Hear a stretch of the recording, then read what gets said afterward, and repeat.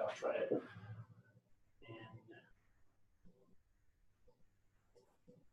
so no phone now?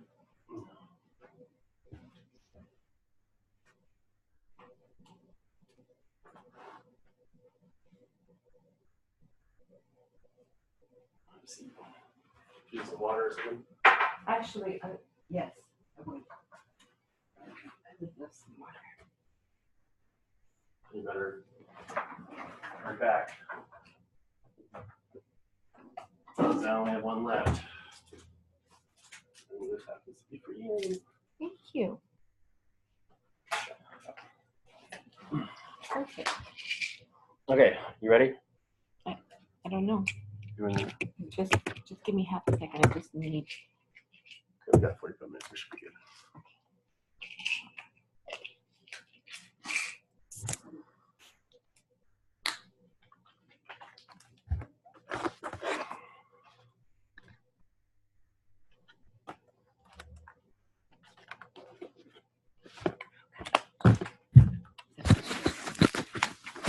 This? This is a wireless mic. This is really, I feel like I'm in a studio. Well, those ran out of juice. Okay, you ready? So everything ran out of juice all at once? No, I wasn't. I didn't properly charge it. I need to get backup batteries. Those only last for like an hour. I think it is the devil. And I already did it like two today. So, okay, well, welcome. I don't know why I said welcome. I don't know why I said okay.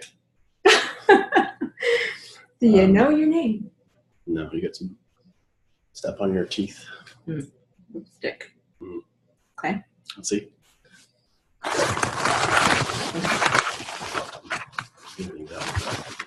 Okay, so.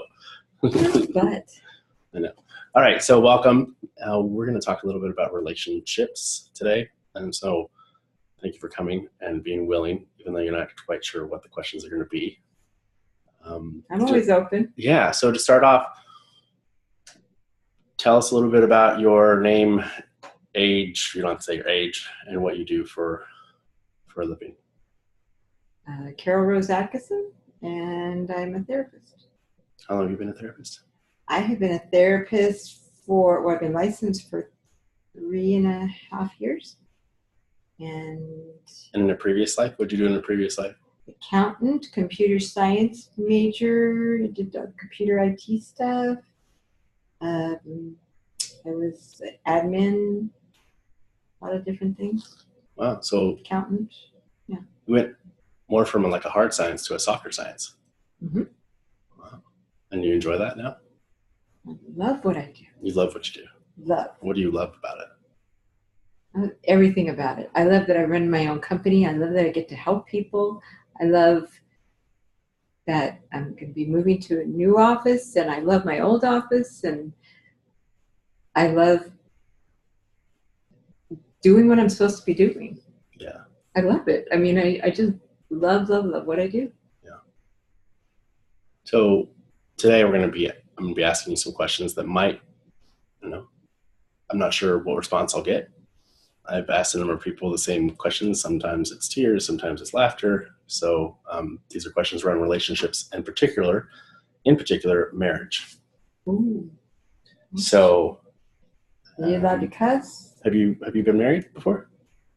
Yeah. Yeah. How many times? 1, 2, or 3 times? Oh, okay. So you're kind of like an expert or a veteran in the field. So this would be interesting because so far I've interviewed people that I knew were already married. I know you're not currently. Is that accurate? That's completely accurate. That's completely accurate. Okay. So, well, let's just jump right in since we don't probably need to prime the pump too much. Okay. What have you learned that's probably the most significant regarding some of the relationships, marriages in particular, that have been helpful to you and things that maybe weren't so helpful to you? Well, I learned I had a really bad picker. Picker. Picker. Yeah, like you pick. Mm-hmm. Uh-huh. Yeah, like I was trying to do the same thing over and over again, and, to heal myself somehow and didn't know it. But I finally put that together. What did you put together? That each person that I picked was kind of the same guy again and again. And it was like me fixing the woundedness from my little girl, my child inside. No, you're not talking about your child. You're talking about Me you. as a younger person. I never witnessed like a normal relationship. I witnessed insane ones, and thus I thought that was normal, so that's what I did. People that had brain trauma and weird things like that. So you didn't have a bad picker, really. I mean, from that perspective, you didn't choose. It was just what you knew. Right. And so you invited people into your life to share it with you based on your blueprint, how you saw what a relationship is or isn't. Right. Yeah. And I've learned a lot from that, so it's good. What do you think you learned that was the most significant for you? Well, I'd say that I have value. And that you have value. Yeah. You didn't know that before? Mm-mm. So I'm picking a guy that has no job, no driver's license, can't, he's homeless. No. So what did that's a reflection of what I thought of me. I thought that that's who I deserved. That's who you deserved. Mm-hmm. Guys that didn't have a lot going on. Mm-hmm. And then, do you remember the time where you realized, hey, there's a common denominator here, and the common denominator is me? Mm. Well, no, I always knew that, but I think the shift for me was about 7 months ago.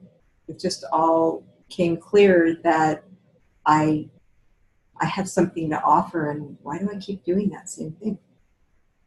I'm not clear what you mean. Like, why would I pick somebody that is abusive or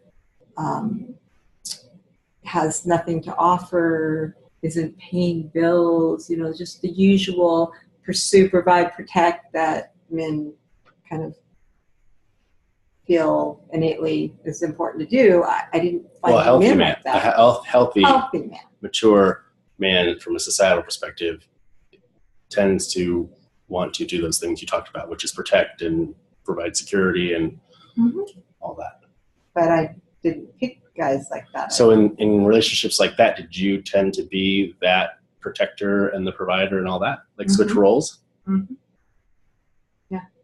And how would you describe the men that you're with as far as their feminine or masculine energy?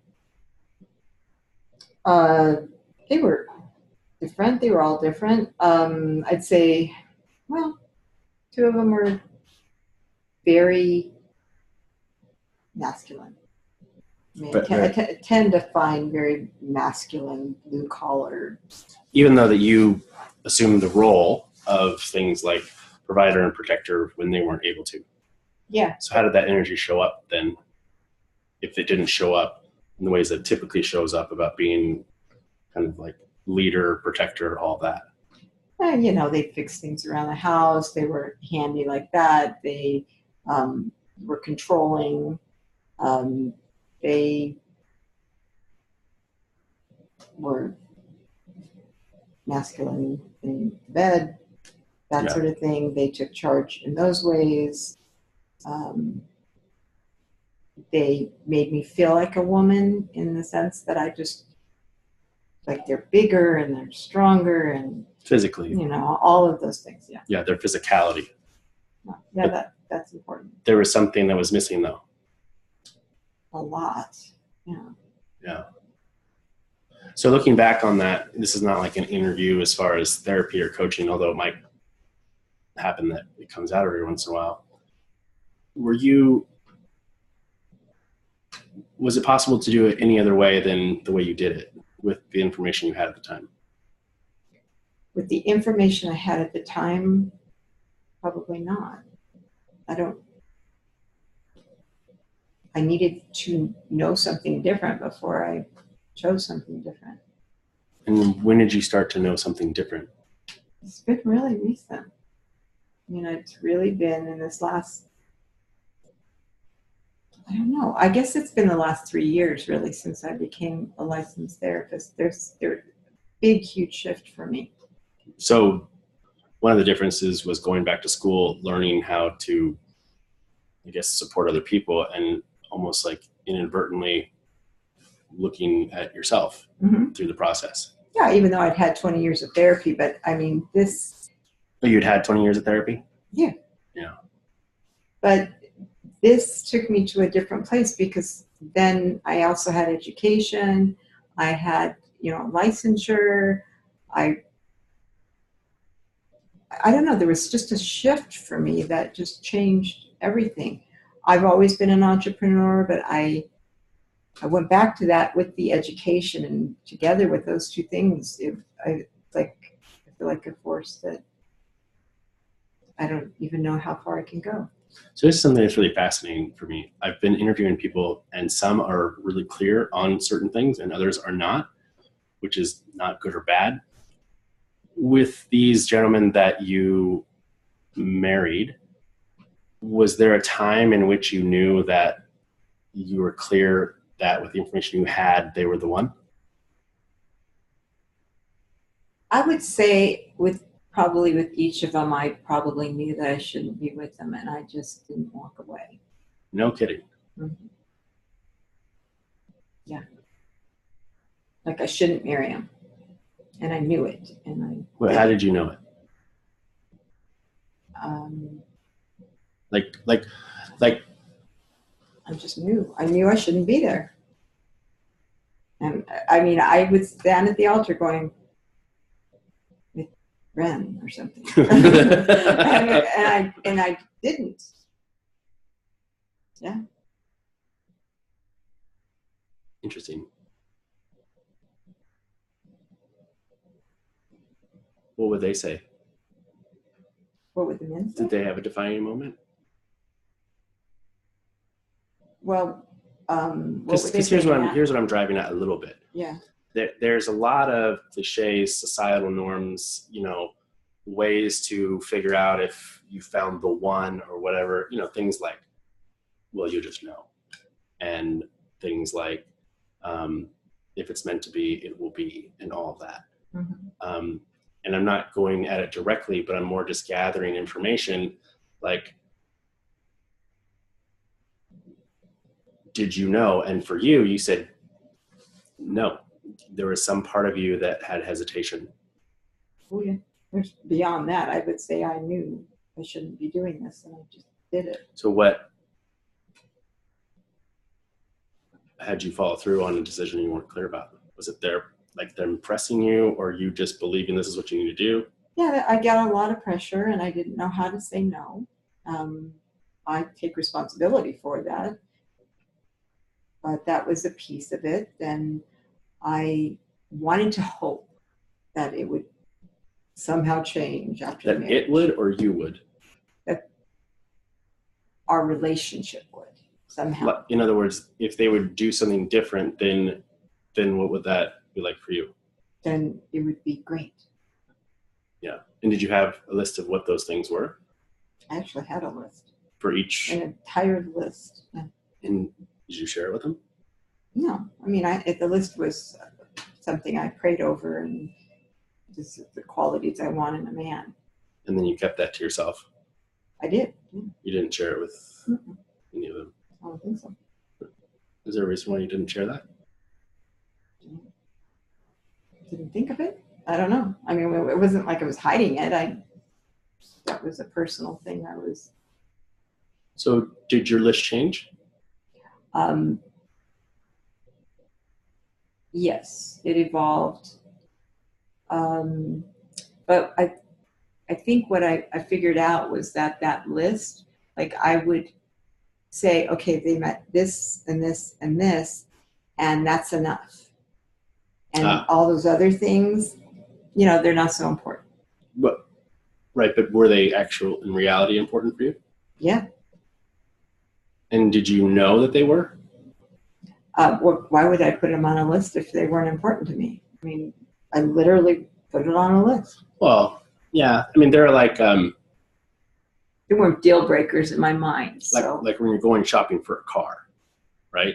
Okay. Like let's just say you're going shopping for a car. Mm-hmm. You know, kind of maybe more or less what model you want to be in, or what make, what brand, whatever you want, a Honda, you want a Mercedes, you want a, I don't know, Mazda, whatever. And then you can go all the way down to, they ask you all these extras, like what kind of trim package you want, what kind of blah, blah, blah, all those. Right. Those are not, like, for me, they're not deal breakers. They're like perks. Like, yeah, that would be awesome. That would be my preference. Right. If it came with a spoiler, a sunroof, all these things. But I'm wondering if you confused your must-haves with your, it would be nice to have these. Yeah, I think I did. Yeah. Definitely. And you're single now? Yes, very. Yeah, very single, but very single. Okay, that's good. So. Well, I know I'm married to my job. That's actually my plan this year. Oh, okay, you're married to your job. So I'm married to my job to complete what I've been destined to do. Any desire to be in a marriage in the future other than your job? Romantic? Yeah, I'm dating here and there. So what do you anticipate you'll do different, or will you? What I would do different is, number one, I show up differently. I mean, I have, at least I aim for as honest a relationship as possible. In my first relationship, I was a liar. You were a liar. I was a liar. In what regard? I lied about playing volleyball. I lied about like little things because, I couldn't deal with his reactions. Because he didn't like volleyball? Because I wasn't allowed to do that, because I would be, enjoying myself with other people, and what could I be doing, and all of that. The second relationship, I did not do any of that, but I realized I picked somebody that there was no way he could meet needs. He was not masculine. He was I think he was molested or something. There was really no physicality between us except to have children. And then the third one was me, losing 115 pounds and like that. And I was on a roller coaster ride, and I just was looking for anything to grab onto to feel normal. And he came out of nowhere, and I knew I shouldn't marry him. Everybody knew I shouldn't marry him. So what led to you marrying him then? He pressed and pressed and pressed and pressed and pressed. And I told him no, and I don't want to. And then my friends got involved because it was going to be at their house. And then all of a sudden I just felt like, how do I get out of this rolling freight train? And I couldn't figure out a way. So I left him pretty quickly right after we got married. Many times. Looking back, because that was pretty recent, what would you suggest people do different? I think know yourself. Like what the hell does that mean? Not like to you, but the insight of knowing what I need. The insight of. But you already do. You already knew that. No, I really don't think I did. Sort of. I mean, I'm telling you, 3 years ago, there was a huge shift.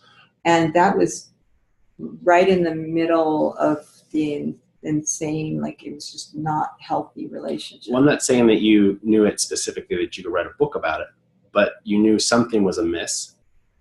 And you kept saying no, no, no. So Mm-hmm. there was a part, maybe you weren't able to articulate specifically, it's because this, and this. Right. There was something that you knew.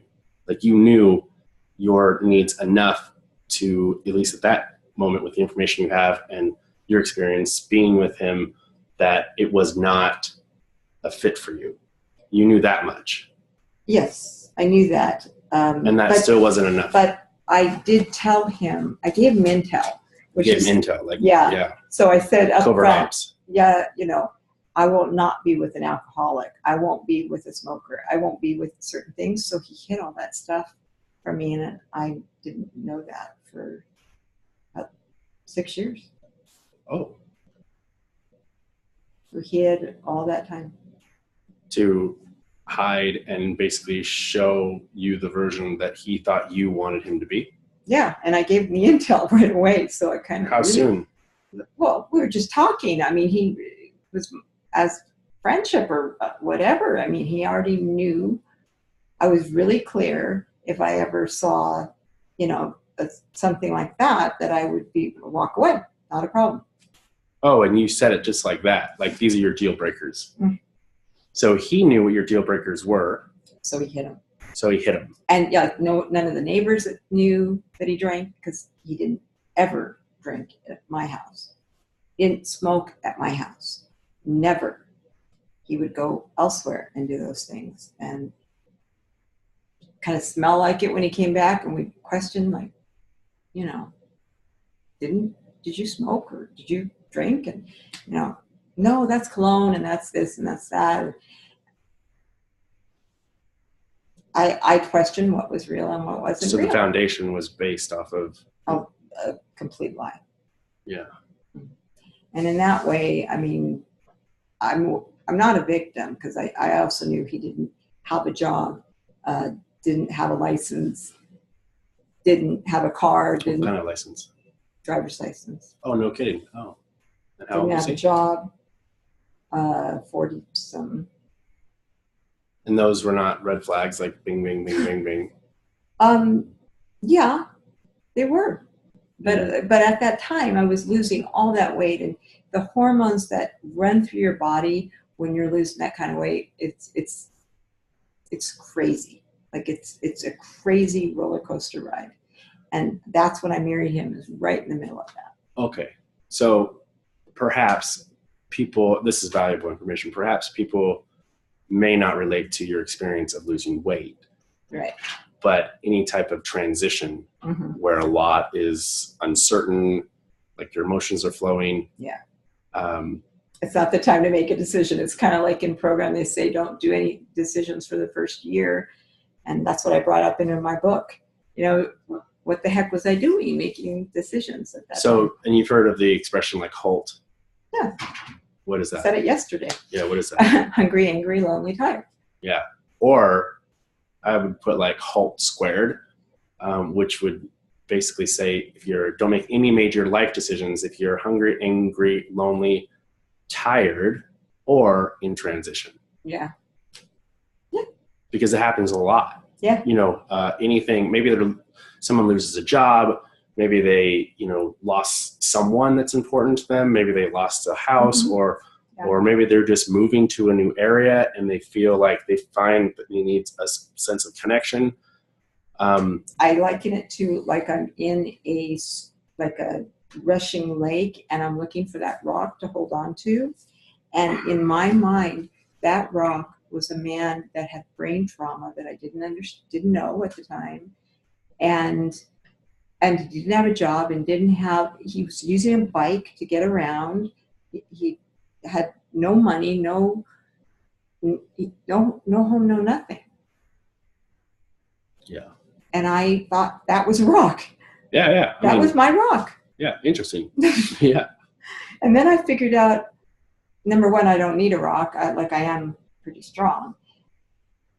And then I realized what I had done, and I thought, well, now I just got to try. Well, he kind of imposed himself on you.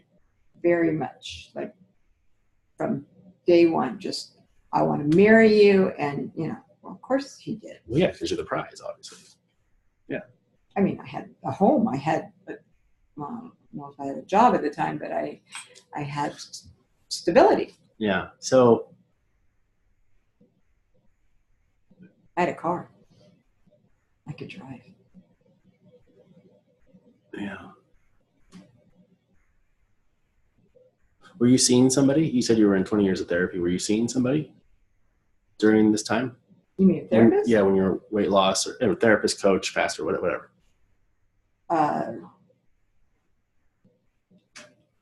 Most of my life, I mean, on and off. No, when this was happening. When that was happening, I guess what I'm going after is not it, but you got to understand that it was 2.5 months. I knew him 2.5 months, and then I'm married. Okay, red flag number like 56 to get married so quick. Yeah. And none of the pastors that I knew that knew me really well would even marry me. Red flag like 87. So I had to make a phone call and find somebody, and it turned out I knew him from church. And he was like a boat captain because my ex wanted to be married by a boat captain. And we found a boat captain that was listed in Newport, and it turned out to be somebody that I knew from church, from down the street. Yeah. And nobody stopped it. You know, everybody just kind of, oh, I'm not so sure about this. We did have premarital counseling. We sought help from a pastor friend of ours, went through the whole thing with him, every step. And then rushed like hell. I'm pretty sure he knew that at some point I'd figure out I was already telling him I didn't want to do it, but I think he wanted to do it before I came to my senses. So you think he did? Absolutely. Yeah. I did not want to do this, but I didn't want to look like a fool. Yeah. Are you nervous about possibility of repetition of old patterns in your next relationship? Not really. Maybe. I don't know. I mean, I'm not in any rush. No. I'm not saying that you are. So I think because I have this mindset that I'm married to my job and getting it up and automated this year, that it's kind of pushed that aside in my mind, even though I'm still, dating. And But eventually, like, let's just say your year passes and you've done what you want to do with your job, and yeah. Are you nervous? I have a lot of people in my life that I know will give me good feedback, and I would seek that counsel. So I would listen. And you didn't have that before? I had it. I just didn't listen. I wouldn't listen because I needed a rock. How often do you think that happens?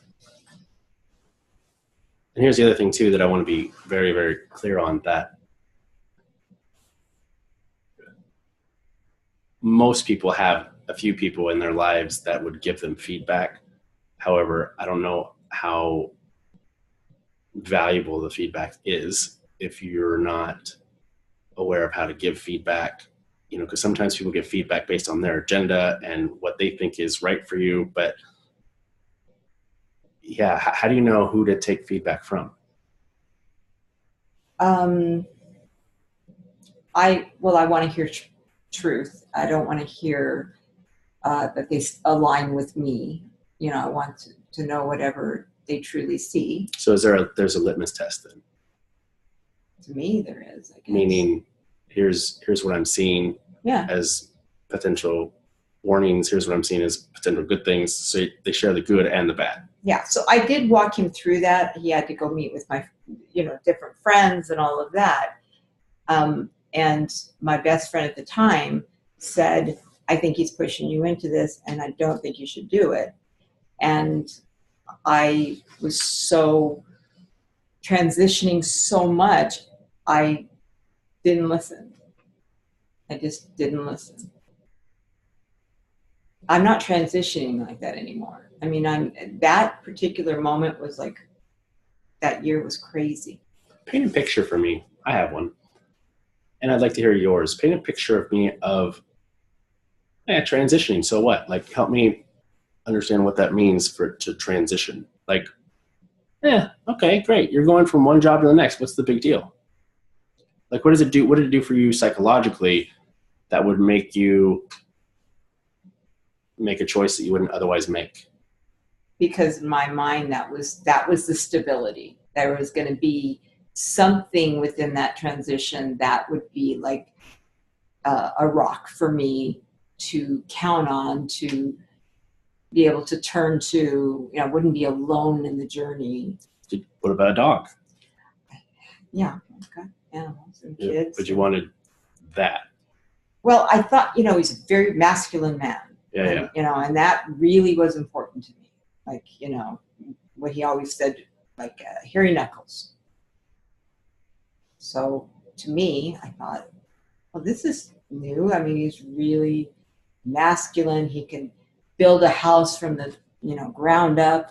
Right, but I'm wanting to explore a little bit more about transition and why people make different choices in transition than they would if they're not. Like, in other words, you say you're not in transition now, so you would make different decisions than you did when. So, yeah. But help, like, paint a picture of what that actually. I did this video yesterday, and I was, I had just signed my new lease, and I wanted to capture that moment because it was just, I've never felt so grounded in my life, so present, so like mindful on steroids. Just, that's how I felt. And I realized in that moment that I had finally gotten to a place that I kind of felt I was going to be at since I was a little girl. And so I got in front of the camera and I just let whatever come out. Because I knew I couldn't, like, remember every feeling, but if I saw it on film, maybe it would stick. And I felt like in that moment, like, now I'm like, I arrived at something I've been waiting for a long time. And I think I was in transition for way long before even, you know, I married him. Again, got it. I'm still not sure how that's going to impact your decision making. Because you don't feel safety. You don't know. Okay, imagine that you're trying to get from one place to the next, and you've got one rock here, and you're waiting to get to the next rock. And at some point, you're going to be without anything, right? Yeah. And so I'm not going to be safe in that time, and I've got to grab onto that rock, so I'm going to be safe again.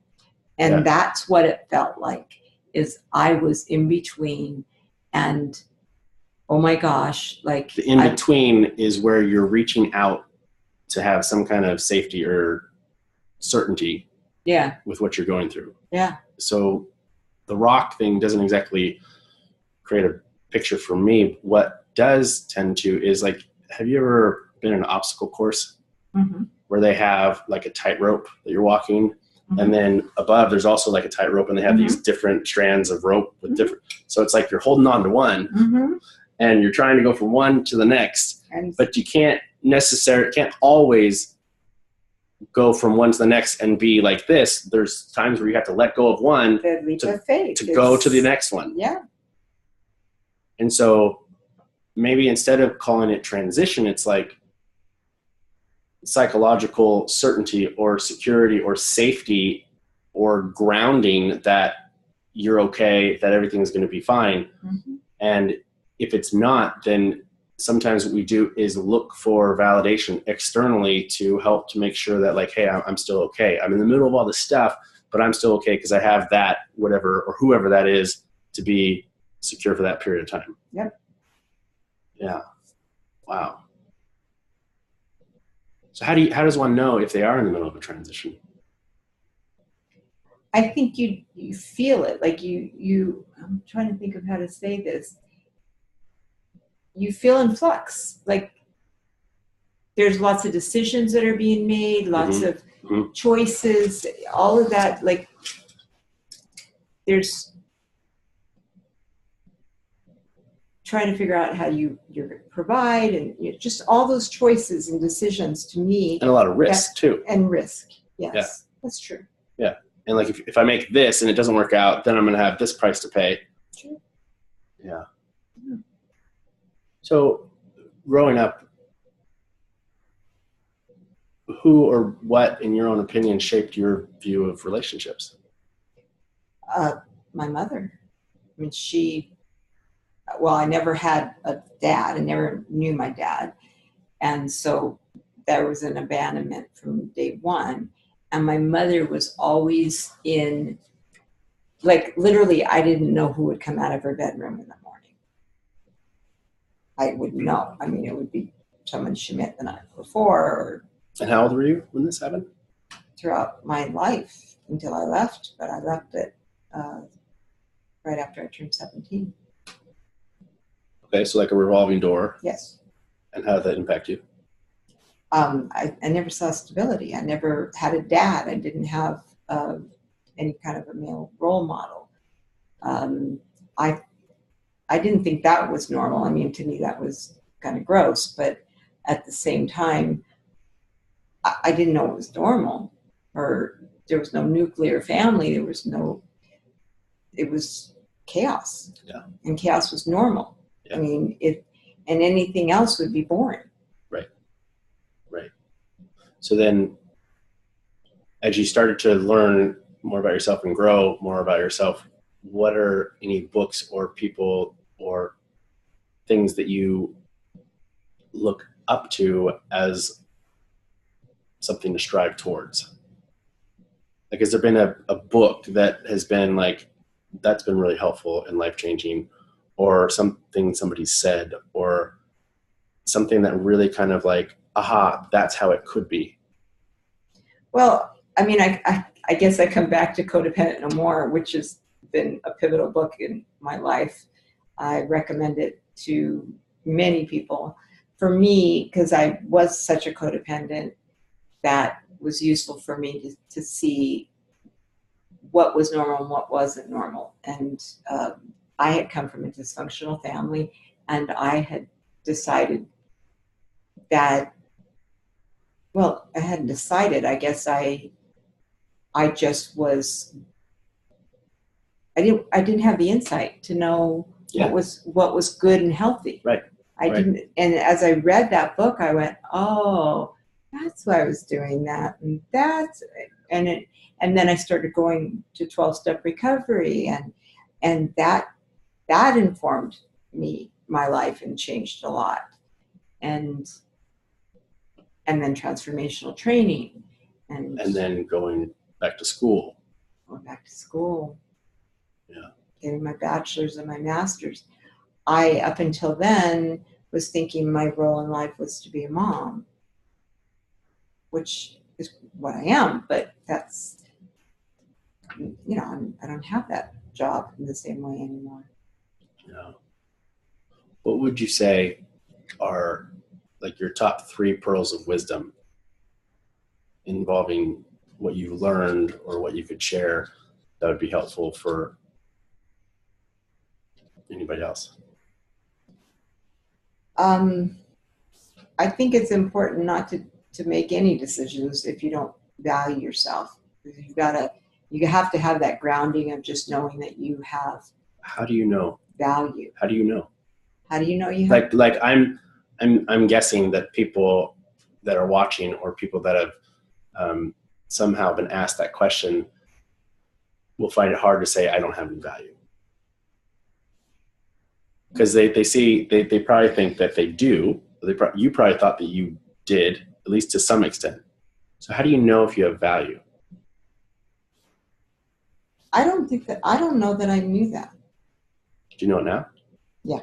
And how do you know it now? The shift in this last 3 years, my confidence that I'm clear on who I am now. I'm clear that I am capable of doing whatever I choose to do, that I have the education, that I have the skills. Okay, so what you're able to do physically or with your job, that opened up possibilities beyond belief. Mm. Yeah. And I'm also getting present to, and I don't know if this is true for you, but part of increasing your value is also tied with you making clear decisions, yes or no. Yeah. Where before, if you're not securing your value, you're going to say yes to everything. And why is that the case? Because you don't know where to draw the lines of demarcation of where my value is. And, if someone asks you to, to work with them for, 50 cents, you might say, you know what, I appreciate. I'm desperate. Yeah, absolutely. Sure. Yeah. My boundaries were based on scarcity. If there's not enough, so I have to make those decisions based on that. And now I don't make those, like when I don't have clients, I'm excited that I have some downtime because I know that more is coming. It doesn't even cross my mind that, oh my gosh, I should be afraid. So were you afraid that earlier in your life or just recently, the most recent marriage, that if you didn't say yes to this individual, that there wouldn't be another? Yeah. I would be alone forever. Forever. Ever. Yeah. And that, I didn't even know really at that point that I had physicality that was good. At that point, I didn't know that. Yeah. Because I was going from, being morbidly obese to something else. And every time I looked in the mirror, I was a different size, and it was just like constant, just constant change. Constant. I mean, at that point, I would buy something, and I wouldn't even have time to wear it, and I was another size. Yeah. Got it. So it was just, and that's just the right time to make a decision. Yeah. So I did. Yeah, well, brilliant. Yeah, it was brilliant. Yeah. I mean, I look back now, so and it's just kind of funny. Be very mindful about the decisions. Yes, be very mindful about decisions because your choices make your life. Yeah. Anything else?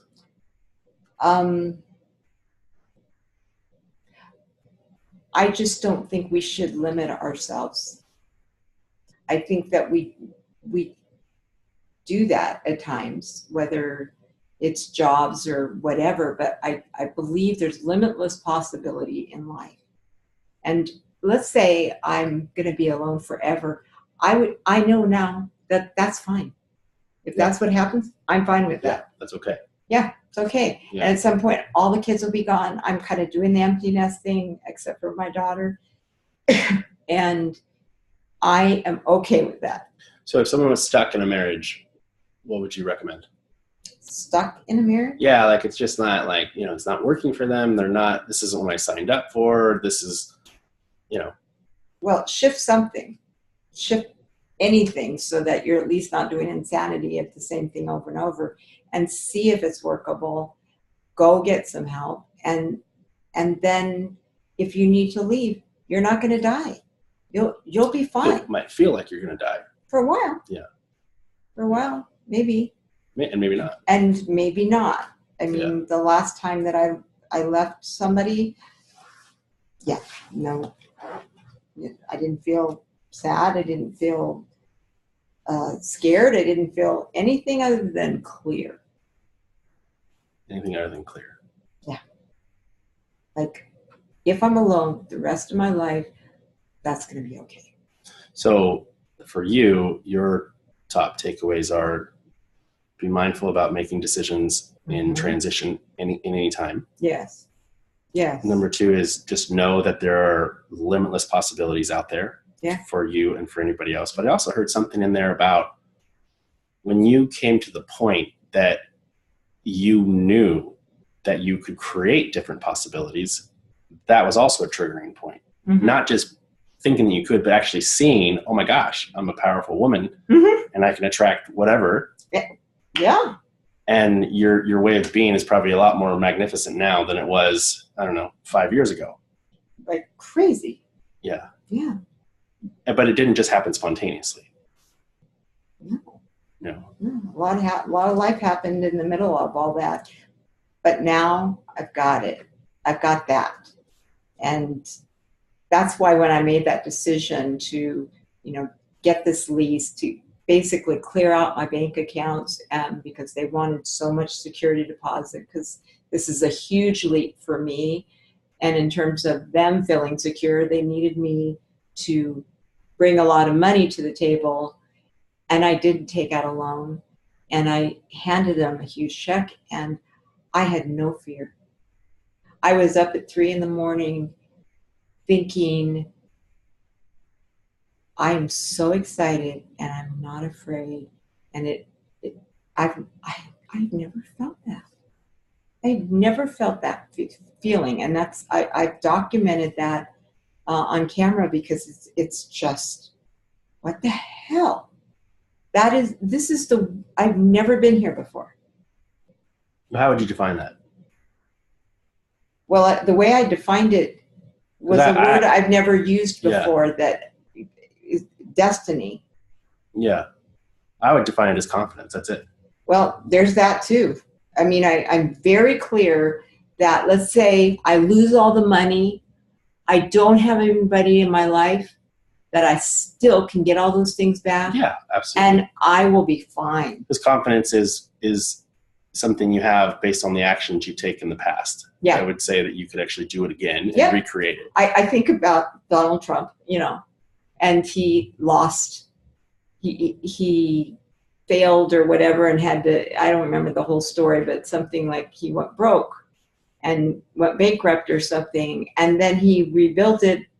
Well, there's a story or analogy, or I don't know how true it is, but they say that if all the wealthy people in the world, I'm talking like your 1%ers, like high up people like Donald Trump, whatever, just said, okay, or maybe there's a law imposed on them that they'd have to give away all their money to people that didn't have money, that over a certain period of time, I think it's like 3 to 5 years, they would all end up back in the hands of the 1%, because it's a mentality, not anything other than like they're having a leg up or they have more opportunity or whatever. It's a mentality. Yes. And people develop mentalities like that after repetition of results that they've done. And I think that in and of itself is so valuable in relationship, because if you're not confident about what you can provide in a relationship or in a career or whatever, then of course you're not going to be able to stand in your power, because you don't have the background or the results to actually take that stand. You're going to feel like a fraud because you don't have the results to back it up. So you're the imposter syndrome, you're coming out of the scarcity and fear and all of those things, and then you're going to make decisions based on that. So wherever you are, it's like people typically are happy when they're progressing in some area. So continue to progress. I'm always goal setting. Always. Period. Yeah. I've got my whiteboard, and everything's mapped out from 1 week to 3 months to 1 year to 5 years, and I'm constantly reviewing that and considering where my goals are, and I have no intention of stopping that. Forever. Yeah. Forever. Well, I want to appreciate you for coming in, because I know that I've learned a lot, even just in this conversation. I did too. About myself. Yeah. I understand better now what I was feeling in this last week. That was so different. It's just confidence that even if you lost it all, not that you'd want to, you could recreate it. Yep. Yeah. And if I'm alone forever, so be it. Yeah. As is, just accepting it as it is. Yeah. Whatever happens, it's not up to me. I mean, I could be the most beautiful woman in the world or the ugliest woman in the world, or thin or fat, or all of that stuff doesn't matter. If I'm supposed to be with somebody, that will happen. If I'm supposed to have money, that will happen. Right. But I'm confident that if I needed it, it'll be there. Yeah. I will come up with an idea. And I barely sleep anymore now, because the ideas, the visioning I don't want to sleep. And it sounds manic, but it's appropriately manic. It's appropriately manic. Thank you for that. You're welcome. Yeah, it's because I have ideas, and I have the ability to put them into practice. Like, take it from the idea Execution. to execute it. Yeah. I can do it now. Yeah. And I know I can do it now. I know I can. Wow. I really do. I am really clear on that. And I'm actually, you know, I've got a new lease, and they're building out this exquisitely fabulous office space. And everybody wants to come on board with me. You know, people that are doctors that are much higher qualified than me want to come on board under me. And that space that I'm just moving into in a few months. That's because you created it. Actually feels too small. Yeah. And I've already talked to the. Well, your paradigm and everything shifted. Yeah. So I think to wrap up, it could be to expand what you once thought was possible. Yeah. There's no limit. Yeah. It's limitless possibilities. Only once you begin to consider that that's true and then test it by taking action. Mm-hmm. And I had to. Because possibility is great, but unless you take action around those possibilities, then they're just going to be possibilities, and then the possibilities are not going to be actualized. And if the possibilities aren't actualized, you're not going to develop the confidence to do anything different with your life. And on that note, we're going to wrap up. It's risk. It's what? It's risky. It's having the risky. Yeah, and get support around that. I don't even need it. I just need to take the risk myself. We're going to cut that part out. Okay. I got to go because someone else is here. Okay. So where do you want me to go? Well, this one, oh my gosh, this one totally flipped out on me, which is fine. There's a conference room. Okay. I don't have my computer, so I will just do stuff on my phone. Okay. Well, we'll have to make do with that. Come on in, Jeremiah. Yeah, this one completely, that was really good, by the way, but this one completely.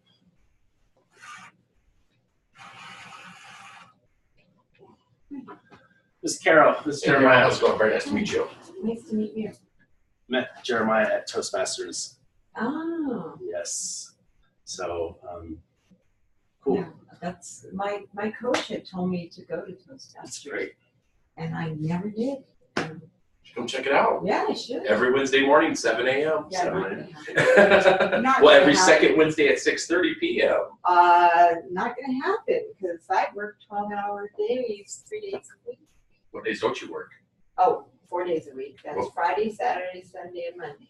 That's the days you work? Those are the days I don't work. Oh, okay. So on Sundays, the fourth Sunday of every month or the fourth Friday of every month? That's a possibility. I can find whatever. I mean, whatever days you tell me, I can make one work. I would like to do that. Carol, grab your charger that's right there on the black thing. Do you have your phone with you? Do you have your phone with you? Can we use it? Mine's dead. Mine's about ready to die. Are you kidding? What the hell? What is this? That's right. Charger? I do, but I'm my charger trying to was do dead. it at the same time. Don't worry about it. Wait, but my phone is. Well, just hook it up to your my phone computer. is dead. Honey, I never got it charged. Hook your phone charger up to your computer. No, it's charging right now, but it's not charging fast enough to run video and charge at the same time. But it'll be fine. Oh, you mean take my cord Yeah. and do what with it? Whatever you want. Well, that's not funny. It's I mean, it's not going to help me unless there's somewhere to put it. Like a USB somewhere other. Because we're just, I mean, this is so fascinating. We've never not had this much power. Like it's everywhere we look, we don't have power. Okay. Yeah, I'm not sure. Maybe Starbucks or something. I don't know. Where's Starbucks? Right around the corner.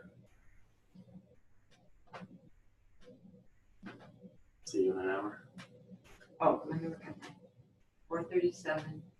So 5:30-ish. Yeah, I wish I had. All right, back to Jeremiah. I'm going to the restroom. Okay. Well, is that a Android charger right there? I can actually use this. Yeah, it works. No, you can use this one. This one works. No, you did this? It's not an Android charger. It's an Android charger. It's a. Oh yeah, thank Look you. at that. It's a. Oh, cool. All right, Carol. I'll see you in a little bit. I like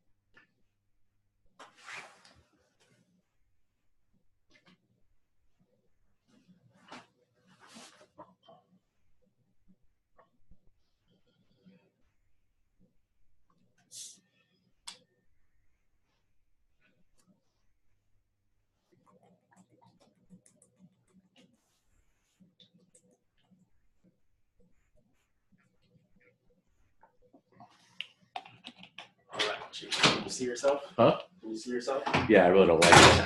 You don't want to? Not a big fan of. Well, but here's the deal. Once we do what we need to do, you just have